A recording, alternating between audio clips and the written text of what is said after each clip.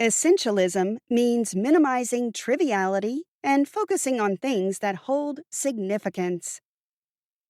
Our lives are so full of tasks and responsibilities that we struggle to set our priorities straight. We often find it challenging to identify which are the most important to us. Even though we go through our to-do list and pick the ones we should prioritize, we still have too much on our hands. These excessive activities massively hinder our productivity. Fortunately, by adopting Essentialism's 4 main points and focusing on only a few essential tasks, you can set your priorities straight. Do less, but do it better. The basic principle of Essentialism is recognizing and discarding the less important things in your life. After doing this, you can focus your attention on what matters. Toss the idea that you need to accomplish everything and choose specific directions from which you can excel. Dedicate time to 1 or 2 most important things instead of trying to make little progress in many areas. Question yourself regularly and update your plans subsequently. Determining what's worth your time and what you should let go of is continuous. Less but better is the key motto of Essentialism. You should always decide whether what you're doing is worth it, or if you should invest your time and energy in another area. Ultimately, once those few essential tasks stand out from the trivial many, an essentialist wastes no time implementing the changes. Dive into this summary to uncover the secrets and benefits of Essentialism and how you can use these principles to better your life. Key point 2. If we let ourselves become swamped with tasks, we lose the ability to make choices for ourselves. Do you always say, "I have to," instead of "I choose to"? If so, then you are living a non-essentialist lifestyle. So many of us fail to take charge of our ability to choose. This problem happens because of learned helplessness. We've grown so familiar with the feeling of being overwhelmed that we approach our lives with utmost passivity. If you start viewing your life as a compilation of choices, not obligations, you'll begin to realize your true potential. The term learned helplessness originates from a 2-part experiment on 3 groups of dogs exposed to electric shocks. In the first part of the trial, the dogs in Group 1 had a lever that would stop the shocks. Group 2 had a lever with no effect. Group 3 received no shocks at all. In the second part of the study, all the dogs were put into a huge box that was divided in 2. One half emitted electric shocks and the other released none. The dogs from Groups 1 and 3 made their way to the shock-free side. However, the dogs from Group 2 remained in the shock zone. Simply put, they had learned to be helpless. If you give up your power to choose, you permit others to choose for you. When people forget about their free will, they get used to helplessness. Their lives become a function of other people's choices. Such is the way of the non-essentialist. On the other hand, essentialists embrace the power of choice, which is the focus of their belief. No matter the situation they find themselves in, essentialists always remember that they can make choices. They never give up their right to choose. They understand their potential for change and impact. This power motivates them to move forward and stay focused. No matter the obstacle, they believe in their abilities to overcome it. Nothing can truly hold them back. They are similar to Stoics in this way. They understand their power to live their lives to the fullest. Key point 3. Be open to the idea of doing less and see trade-offs as a part of life. If time travel was possible and you could go back and build wealth by investing in a company, which one would you choose? IBM? Microsoft? Apple? While the enormous success these companies have enjoyed over the years might make them an obvious pick for some, Southwest Airlines would have given you the most significant return on your investment. The truth is, Southwest Airlines displayed a remarkable level of success by focusing on one of the key principles of essentialism: doing only a few important things very well. Instead of offering their customers additional choices, like first class seating, meals, and seat reservations, Southwest Airlines focused on one thing: flying people from one point to another. And that's it. No frills necessary. They realized that they would surely fail if they tried to do everything. Instead, they focused on excellently doing only a few things, which helped them become successful. However, adopting this approach can prove difficult, as it requires us to be willing and able to make trade-offs. While it might sound easy enough to cut out unnecessary tasks and leave only the most important, we become convinced that we can do it all. For instance, when the success of Southwest Airlines became obvious, Continental Airlines decided to copy its strategy. Rather than cut back to a few vital essentials, Continental erroneously concluded they could do it all. Their solution was to continue running their regular airline and create a separate brand, Continental Light, to provide a budget service. However, the operational inefficiencies that resulted from pursuing both strategies meant that Continental Light wasn't price competitive. Ultimately, they lost millions because they couldn't let go of the non-essential and concentrate on what was vital. Any organization set up for long-term success must embrace the reality of trade-offs, prioritizing one strategy over another. Now that you have a clear concept of how far people often deviate from the path of essentialism, let's discover what we can do to retrace our steps and return to what matters most. Key point 4. Distance yourself to learn to discern between the essential and the trivial. It's difficult for anyone to be bored these days. Modern technologies give us access to a wealth of communication and entertainment at any given second. And while such constant fun sounds excellent on paper, it's important to remember that boredom can actually be good for you. It gives you much needed time to be in a state akin to meditation when you can converse with yourself. A period in which you have nothing to do can give you a chance to think clearly about what you have to get done. Planning your tasks and managing the time you need to spend on them is key to success. Structure eliminates chaos, bringing productivity and efficiency to your life. This habit also reduces stress and confusion. To make sure you have that time, clear a break in your schedule daily to give yourself space to escape and think. In fact, some of the greatest minds in history, such as Sir Isaac Newton and Albert Einstein, used this invaluable technique. Both sometimes confined themselves in isolation to escape, allowing themselves to think about their groundbreaking theories. The same goes for most successful CEOs today. They schedule a few hours of blank space in their calendar every day to do some thinking. However, escaping isn't just a way to separate essential responsibilities from the rest. You can also use it to remain focused on the big picture. Most times, people get so lost in the petty day-to-day tasks that they forget the reason they're doing those things in the first place.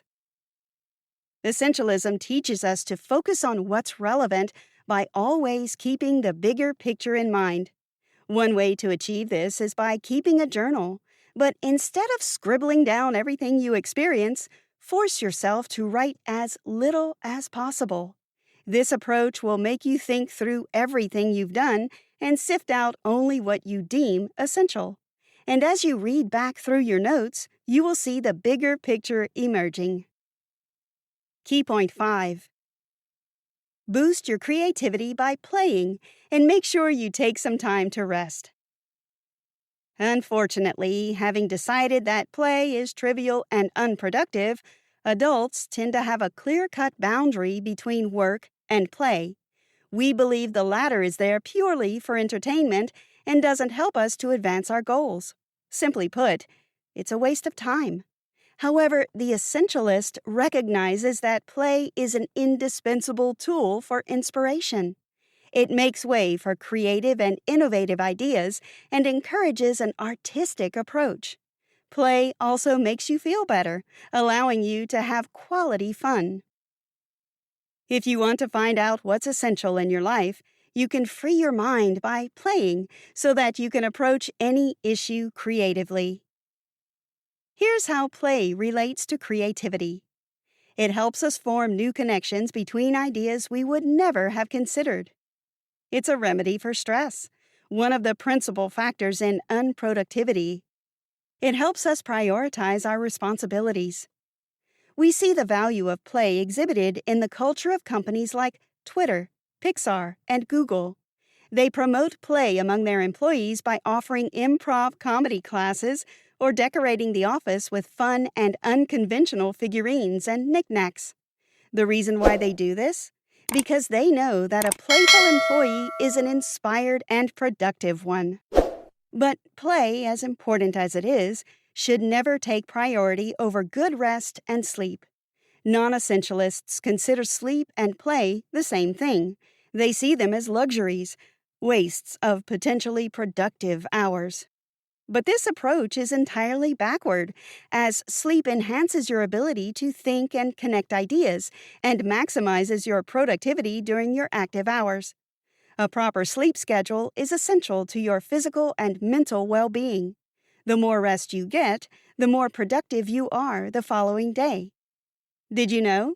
Research at Harvard Medical School found that going 24 hours without sleep or getting a weekly average of about 5 hours of sleep per night results in a cognitive impairment equal to a 0.1% blood alcohol level.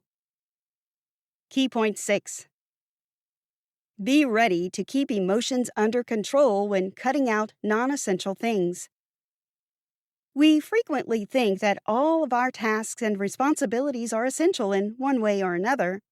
You've probably gone through something similar when organizing your closet. You begin with the mindset that, if I never wear it, I must get rid of it.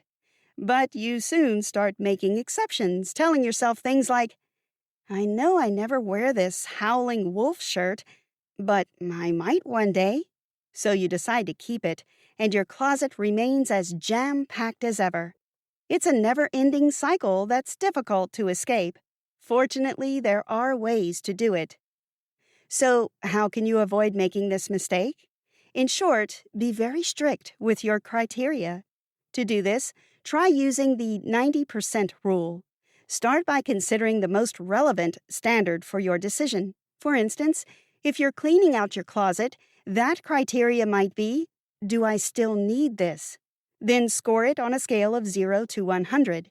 With the 90% rule, anything below 90, even an 89, is a 0. After weighing all the options, abandon everything that scored less than 90. Essentialists dedicate much of their efforts to eliminating obstacles and simplifying their work to the best of their abilities.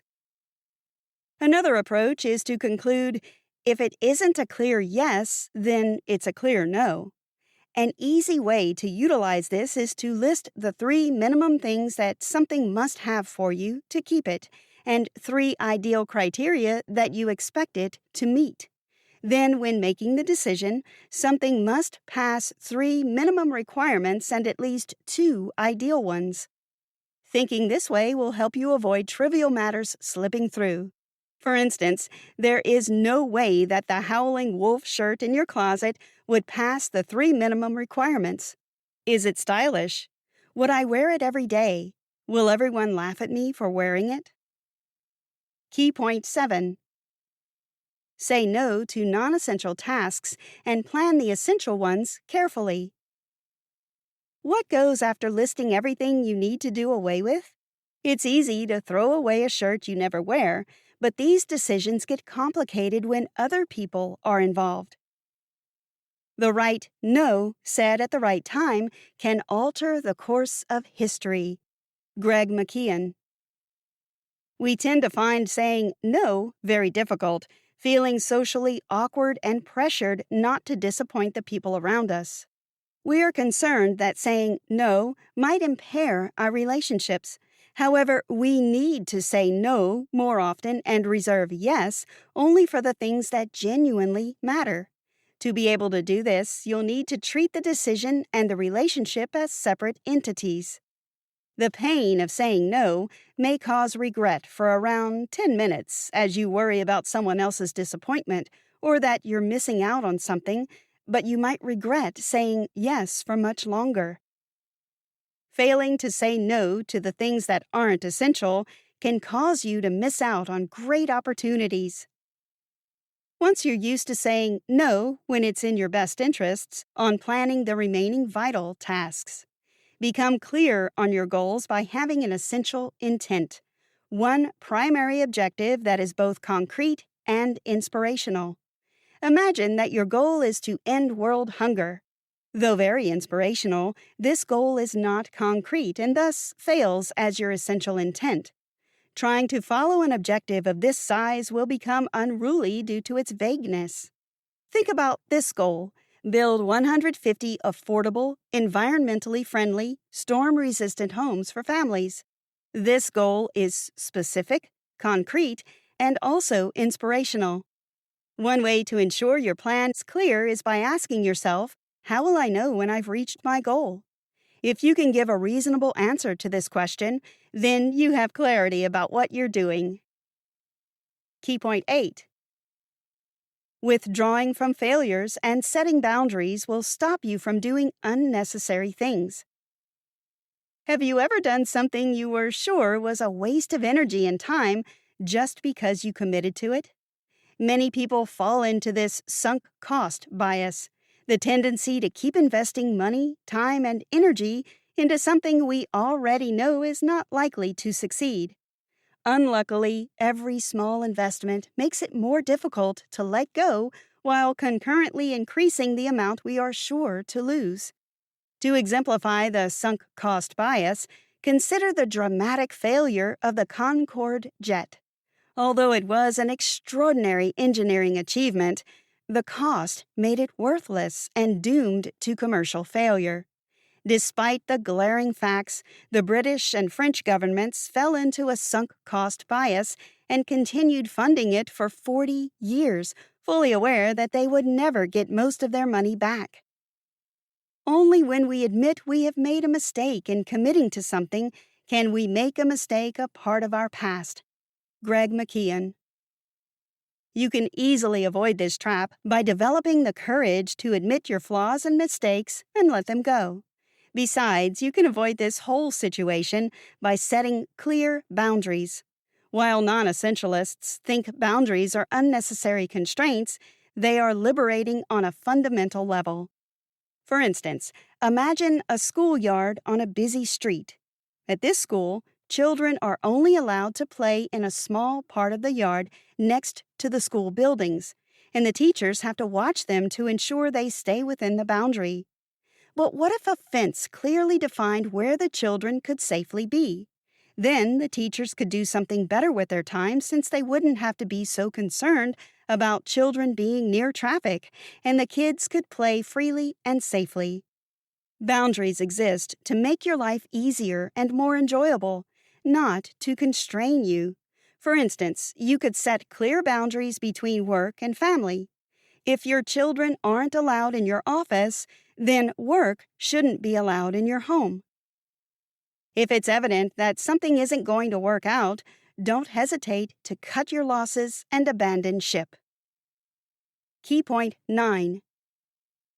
The best way to maintain the essentials is by preparing carefully and eliminating what slows you down. Once you've started following the principles of essentialism, it's time to commit to the last step: execution. Becoming an essentialist requires that you not only identify what's slowing you down and find ways to work around it, but also to eliminate it. For instance, imagine you're a Boy Scout leader who must get your troop to camp before sunset. To keep things fair, each scout carries equal provisions in their backpack. But there's a problem.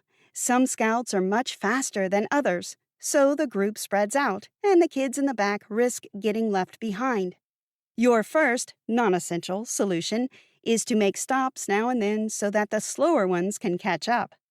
Next, you try moving the kids from the back to the front so everyone stays together, but this slows everyone down. Finally, you see the essentialist solution. Take away some of the provisions in the slower kids' backpacks and put them in the faster kids' backpacks. You've eliminated the problem by thinking with the principles of essentialism. The essentialist produces more by removing more, not by doing more. You can prevent unnecessary hindrances by being prepared. One of our biggest mistakes is assuming that our plans will go as expected. However, an essentialist does not think this way. Instead, they make the proper preparations assuming that things might go wrong. Always be prepared for many potential scenarios and be ready to deal with the outcomes. But be careful not to delve into complete pessimism. Recognize that your plans cannot always go as expected, but remember that you can fix the outcomes you don't like. Whatever you do, whether it's delivering a presentation at work or taking your kids to school, always give yourself a buffer of 50% of the time you assume it will take. This way, you can always leave room to fix anything slowing you down. Conclusion. We are so swamped with tasks and responsibilities that we find it difficult to set our priorities straight. Identifying which of the tasks on our to-do lists are the most important to us is downright tedious. Even if we go through the list of tasks and pick the ones we should prioritize, we still have too much on our hands. These excessive activities massively hinder our productivity. Fortunately, adopting essentialism can help us pinpoint what is most important to us and set our priorities straight. Regardless of how it might seem, only a few things are essential to our goals and well-being, and everything else is unimportant. Concentrating on these few vital things and learning to do better by doing less can create a far more productive and fulfilling life. So stop thinking that you need to accomplish everything and choose specific directions in which you can excel. Focus on a particular area and make giant strides in the things that matter most to you, rather than stretching yourself thin by trying to make little progress in many areas. Finally, make it a habit always to question yourself and update your plans. The process of determining what's essential and what's trivial is continuous. You can't just nod to the principle of essentialism now and then. You have to practice it regularly in a disciplined manner. When you start seeing essentialism as a way of life, it becomes the essence of who you are. Try this. Instead of constantly adding more and more duties and material possessions to your life, try to find ways to cut things out. Start with the place where you live. Decide on the things that are not essential. If you don't need them, throw them out.